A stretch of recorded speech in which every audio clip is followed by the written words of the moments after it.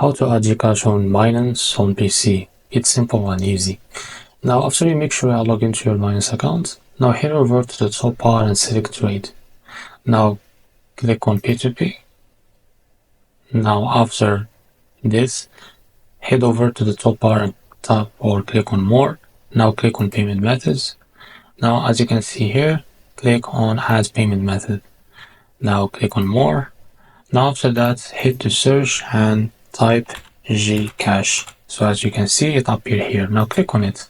So after that, it will show you this information, your name, and you can upload QR code if you want. It's optional.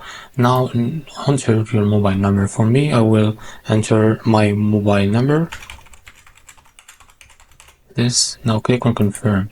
So after that, they show you this box to enter your code. Now click on get code. Now after a while, you will receive a code on your phone. Now enter the code that you have received on your mobile phone.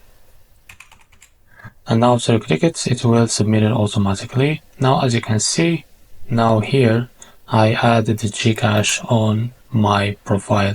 So now you can delete it or you can edit it. As you can see, you can edit the information of your Gcash account.